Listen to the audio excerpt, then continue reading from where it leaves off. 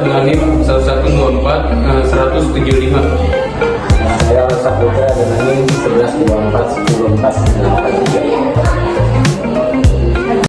Halo teman-teman, perkenalkan kami dari kelompok 1. Saya bernama Gana Joselindaci dengan NIM 1124 10235. Hari ini saya akan membahas dua soal, saya bagian A dan B.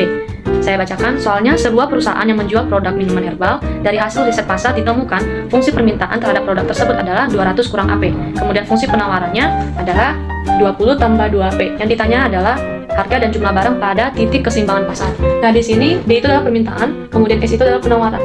Kemudian penyelesaiannya adalah kita pertama menyamakan fungsi permintaan dan penawaran seperti yang di atas, QD sama QS. QD sama dengan QS, Kemudian baru kita menyelesaikan untuk P atau harga. Nah, di sini kita sudah tahu ya, QD-nya 200 kurang AP sama dengan QS-nya 20 tambah 2AP. Nah, A itu adalah kita bisa mengasumsikan A dalam harga 200 kurang AP itu adalah 1, karena seperti yang pada umumnya itu kalau seandainya ada contoh-contoh soal tanpa nilai spesifik yang diberikan itu bernilai 1, dan nanti aku akan bahas juga di bagian B-nya, karena itu akan mengindikasikan bahwa P itu atau koefisien P itu adalah 1. Nah, sudah, kemudian kita tinggal langsung pindah ruaskan yang sama koefisiennya 200 dikurang 20 menjadi 180 menjadi 3P, kemudian P-nya pindah ruas lagi 180 dibagi 3 menjadi 60. Nah, kita sudah mengetahui P-nya adalah 60. Kemudian untuk mencari harga atau jumlah Q, kita substitusikan fungsi Q, yang dimana fungsi kita adalah 200 kurang P. A-nya itu 1 ya, P itu ada nilainya 1. Kemudian kamu tinggal masukin harga P-nya tadi 60 menjadi 200 kurang 60 adalah 140. Jadi teman-teman, di sini kita sudah mengetahui bahwa harganya adalah 60.000 dan jumlah barang keseimbangan pasarnya adalah 140. Oke, baik. Sekarang kita akan membahas bagian B-nya, di mana pertanyaannya adalah jika karena promosi besar-besaran permintaan berubah menjadi 240 dikurang AP, hitunglah titik keseimbangan yang baru. Berarti yang beda di sini hanyalah Q-nya, permintaannya itu 240 dikurang AP. Nah, kita asumsikan dulu A itu menjadi 1, menjadi 240 kurang P. Kemudian kita menyamakan fungsi permintaan baru dan fungsi permintaannya nih ya.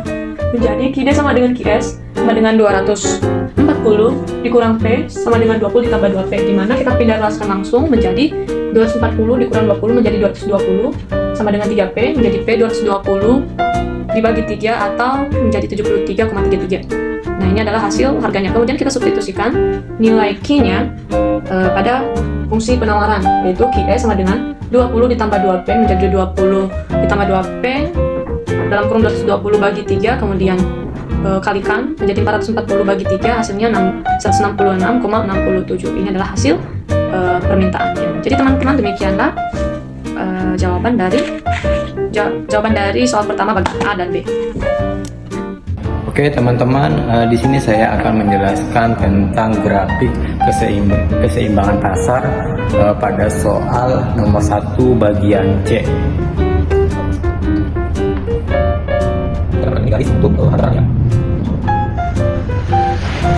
Terus buat garis jumlah barangnya. Untuk jumlah barangnya, nilai yang pertama itu ada 140.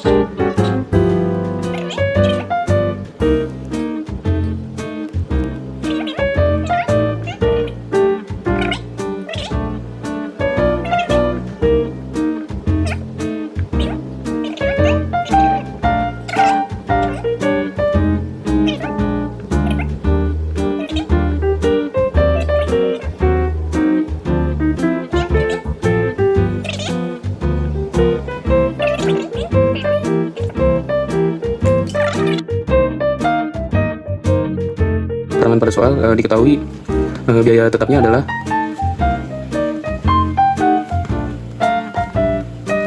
adalah 15 juta dan biaya variabelnya 25.000.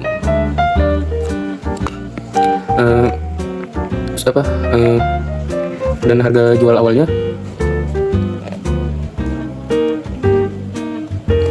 sama dengan 41.000 per unit.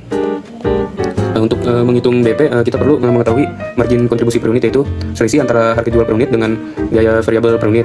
Jadi rumusnya itu adalah harga jualnya itu yaitu 41.000 dikurangi biaya variabel 25.000 sama dengan hasilnya itu 16.000.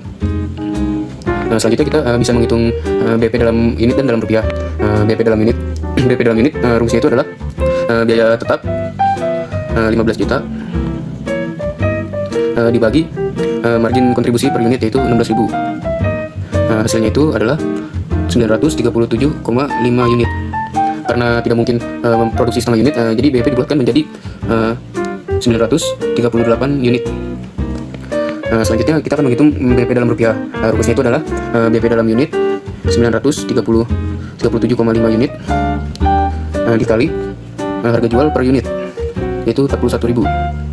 Hasilnya adalah 38.437.500. Setelah itu kita akan menghitung BP setelah penurunan harga. Caranya itu sama, yang membedakan hanyalah harga jualnya ini dari 41.000 menjadi 31.000. Cara yang pertama adalah sama kayak tadi, mencari margin kontribusi per unit, yaitu 31.000 dikurangi biaya variabel yaitu 25.000. Hasilnya adalah 6.000. Dengan margin kontribusi yang baru ini, BP akan berubah. Dalam BP dalam unit yang sekarang itu rumusnya tetap sama, biaya tetap 15 juta dibagi margin kontribusi per unit yang baru ini, sama dengan hasilnya itu 2.500 unit.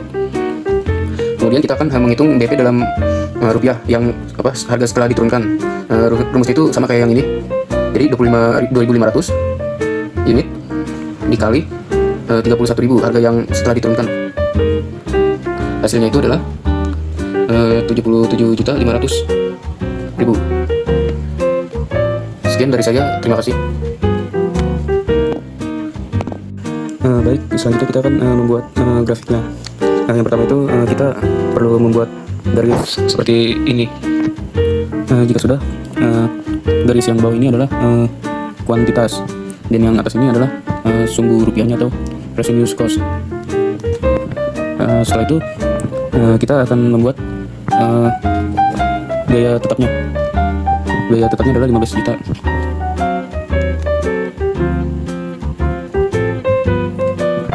Kemudian kita membuat garis seperti ini.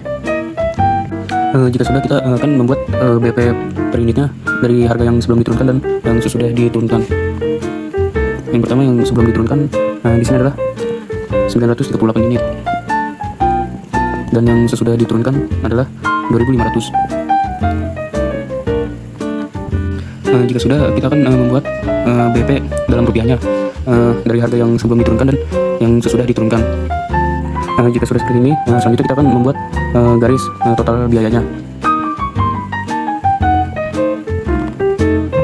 Selanjutnya kita akan membuat garis pendapatan awal dan pendapatan akhir.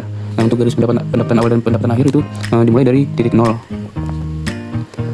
Ini untuk garis pendapatan awal, dan ini untuk garis pendapatan akhir. Jadi kurang lebih seperti ini gambar dari grafik pada soal sebelumnya. Ya, bagian C, cara menghitung dampak penurunan harga terhadap BP break even point. Dan di sini saya akan memberikan contoh simulasi cara menghitungnya dengan biaya tetap 15 juta rupiah per bulan, dan ada biaya variabel 25.000 rupiah per unit, dan ada harga jual awal sebesar 42.000 per unit, dan ada harga jual setelah turun dengan 32.000 rupiah per unit. Yang pertama, BP sebelum penurunan harga dengan harga 42.000 rupiah per unit. Kita rumuskan FC ini adalah biaya tetap, dan P1 ini adalah biaya jual awal, dan PC adalah biaya variabel. Nah, FC-nya ini totalnya 15 juta ya kawan-kawan. Kita tulis di sini 15 juta, dan P1-nya ini berapa nih? Sebesar 42.000 rupiah. Kita taruh di sini 42.000 rupiah. Nah, dan si PC-nya ini sebesar Rp25.000 per unit. Nah, jadi P1 dan PC kita kurang berapa? 42.000 dikurang 25.000 sama dengan Rp17.000. Nah, kita turunin lah si 15 jutanya ke bawah dan dibagi dengan Rp17.000. Rp17.000 nya ini kita taruh di bawah. Jadi 15 juta dibagi Rp17.000 sama dengan berapa? Sama dengan 882 per unit. Tapi itu kalau kita hitung dengan kalkulator itu totalnya segini kawan-kawan, 882,35 per unit. Tapi sini saya buat catatan, kita bulatkan saja menjadi 883 per unit. Oke, selanjutnya kedua ini ada BEP setelah penurunan harga dengan harga Rp32.000 per unit. Nah, karena tadi si FC-nya 15 juta, jadi kita tulis, kita catat 15 juta. Dan harga ini Rp32.000, kita taruh sini, dan dikurang ini FC dengan total Rp25.000. Kita kurang 32 dan Rp32 dikurang Rp25.000 sama dengan berapa? Rp7.000. Kesimpulannya, penurunan harga yang sebelumnya totalnya Rp42.000 dan kini menjadi Rp32.000 membuat BEP melonjak dari 883 sampai 2.143 per unit. Kita harus memastikan apakah pasar mampu menerapkan kenaikan volume penjualnya, lalu apakah ada ruang untuk menekan biaya variabelnya. Nah, jika tidak, pertimbangan untuk tidak menurunkan harga terlalu dramatis, atau kita cari strategi lain seperti diferensiasi produk gitu. Jadi itu saja yang bisa saya sampaikan, kurang lebihnya mohon maaf, terima kasih.